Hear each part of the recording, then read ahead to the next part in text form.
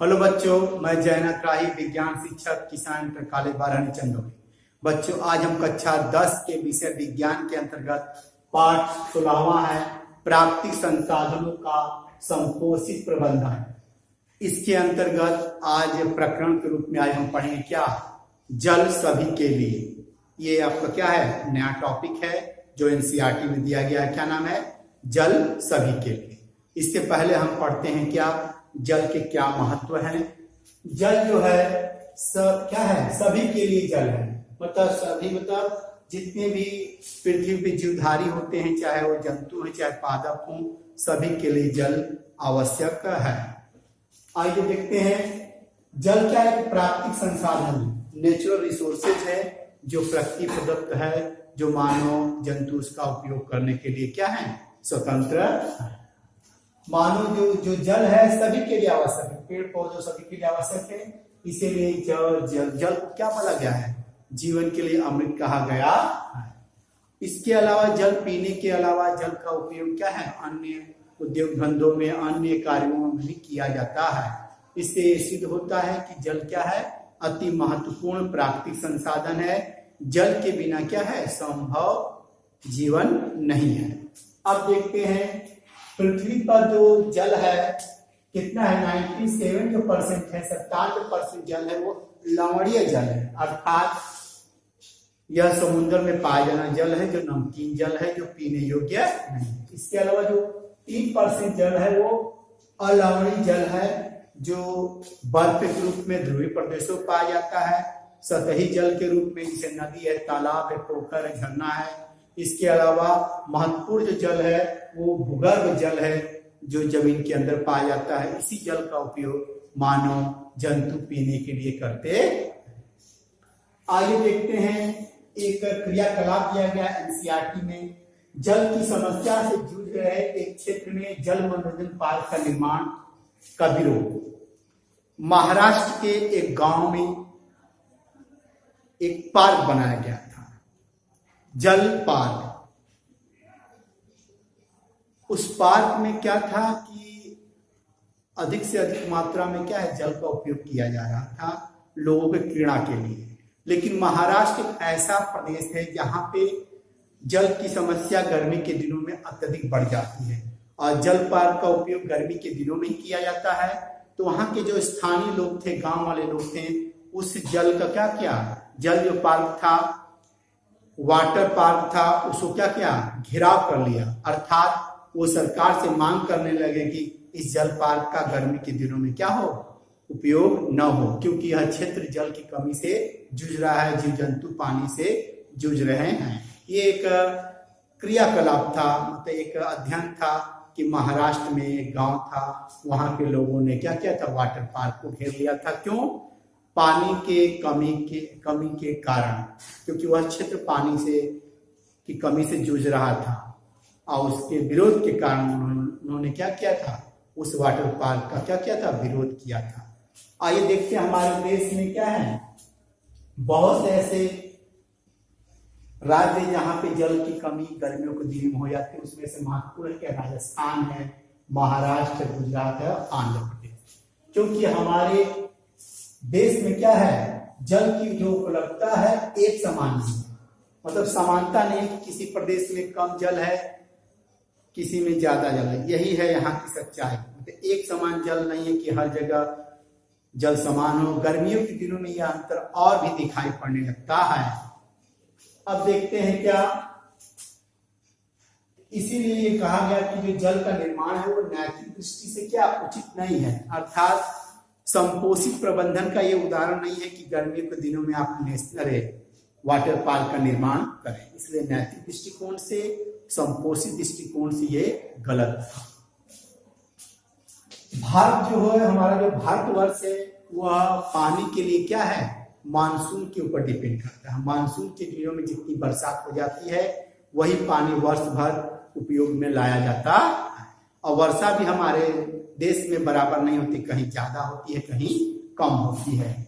इसीलिए पानी की जो भूजल जो मात्रा स्तर है वो ऊपर, कहीं ऊपर रहता है, कहीं नीचे। गर्मियों के दिनों में भूजल जो स्तर है काफी नीचे चला जाता है।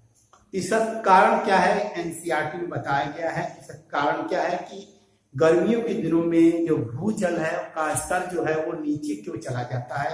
आइए देखते हैं क्या कारण बताया गया है। नंबर 1 है वनस्पतिक आच्छादन कम होने के कारण भूजल स्तर का कम होना।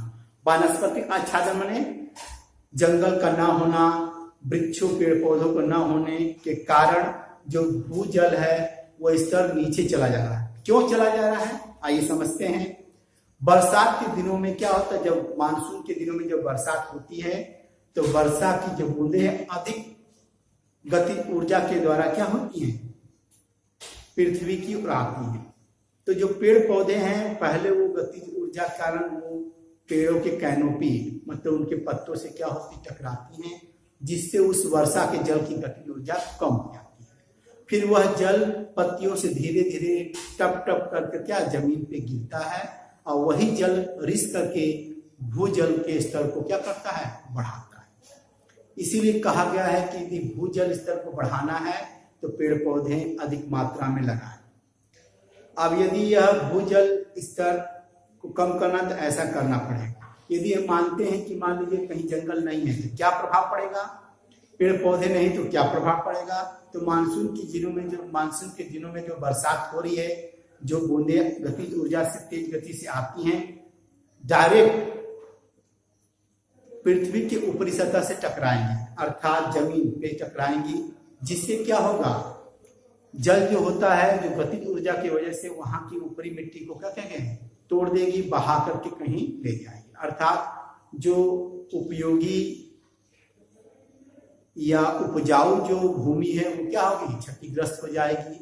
वहां क्या होगा, जल का सॉइल इरोजन होने लगेगा। जल के कारण क्या होगा, सॉइल इरोजन मतलब पृथ्वी की ऊपरी सतह उपजाऊ जो सतह है वो बह जाएगी पानी में और वह जल क्या होगा, जमीन के अंदर नहीं जा पाता है, जिससे भूजल स्तर की मात्रा क्या हो जाती है, कम रह जाती है। इसीलिए कहा गया है कि वृक्षों को लगाया जाए।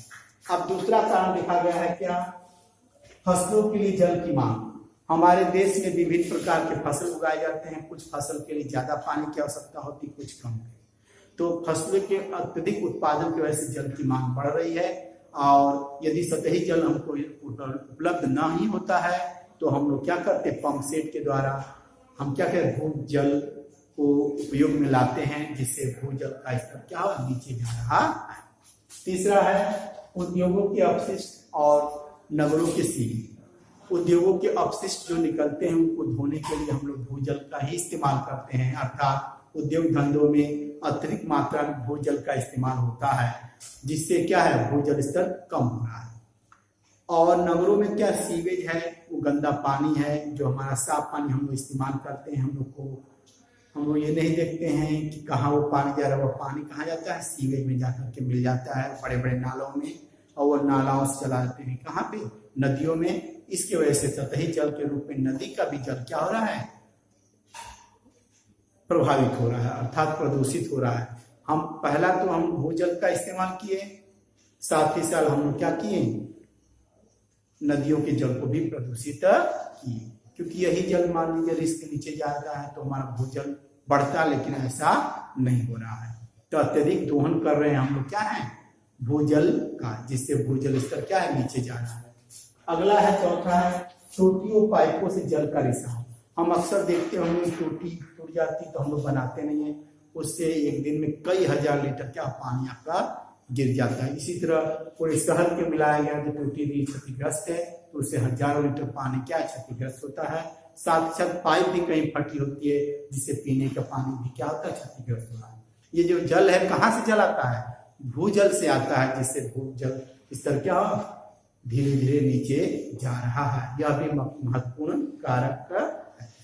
अगला है बढ़ती हुई जनसंख्या। हम जानते हैं कि भारत की जनसंख्या दिनों दिन बढ़ती जा रही है। यदि जनसंख्या बढ़ेगी तो जल की मांग बढ़ेगी, यदि जल की मांग बढ़ेगी तो सभी लोग किसका इस्तेमाल करेंगे, भूजल का इस्तेमाल करेंगे, जिससे भूजल स्तर नीचे चला जाएगा। और गर्मियों के दिन में हमारे देश के कई राज्यों में क्या इसकी समस्या देखने को पड़ती है। हजारों लोग क्या होते हैं, लंबी लंबी लाइनों में क्या है, जल को एकत्र करने में लगे रहते हैं। टैंकरों से पानी पहुंचाया जाता है गर्मी के दिन में, यदि हम लोग भूजल स्तर को मेंटेन करें, बनाए रखें, तो हमको यह गर्मियों के दिनों में यह समस्या झेलनी नहीं पड़ेगी।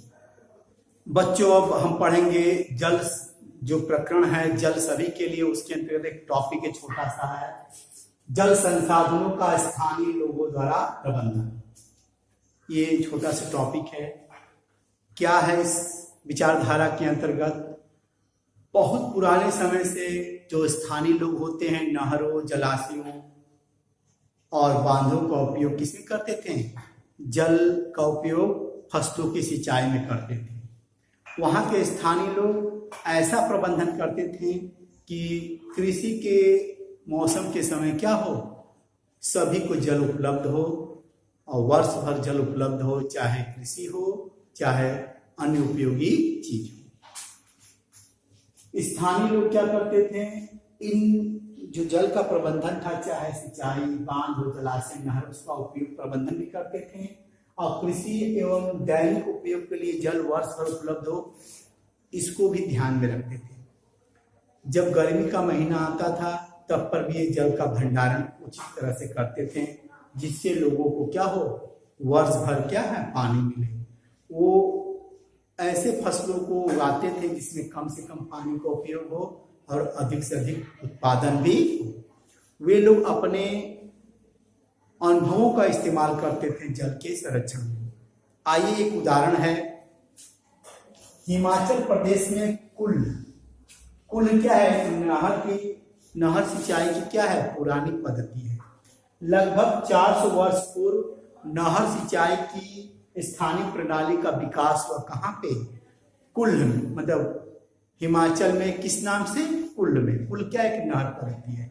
यहाँ के स्थानीय लोग क्या करते हैं? पहाड़ों पे स्थित झरनों से के बहने वाले जल को मानव निर्मित छोटी छोटी नालियों के द्वारा नीचे रहने वाले, पहाड़ों के नीचे रहने वाले लोगों को पहुंचाया गया। इसमें वहीं के लोग क्या करते हैं? ये प्रबंधन करते थे और उसके देखभाल के लिए, कुल के देखभाल के लिए 2 या 3 लोग वहां पे रहते थे, जिसको आसानी से जल मिल सके। आपको ये जानकर आश्चर्य हो कि उस समय लोग ये ध्यान देते थे कि कृषि के मौसम में जब फसल उगाई जाती थी तो सबसे पहले जल उनको दिया जाता था जो दूरस्थ, जो झरने से क्या है, बहुत दूर स्थित थे। उन गांवों को सबसे पहले क्या किया जाता था? जल उपलब्ध कराया जाता था। ये पुरानी पद्धति थी जिससे क्या है, वर्ष भर जल उनको मिलता था, वहीं के स्थानीय लोग देखते थे। लेकिन सरकार ने जब इन कुल्लों को अपने हक में ले लिया, अपना अधिकार बना लिया, तो ये कुल क्या निष्क्रिय हो गए, जिससे वहां के स्थानीय लोगों की भागीदारी समाप्त हो गई।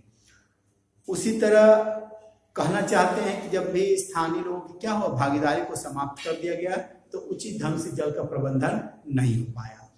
जब हमारे देश में अंग्रेजों का शासन था, तब अंग्रेजों ने क्या, बड़े बड़े बांधों का निर्माण किया, उससे बड़े बड़े नहरों का निर्माण किया। उस नहरों के द्वारा दूर तक क्या थे, सिंचाई के लिए जल उपलब्ध हो जाते थे।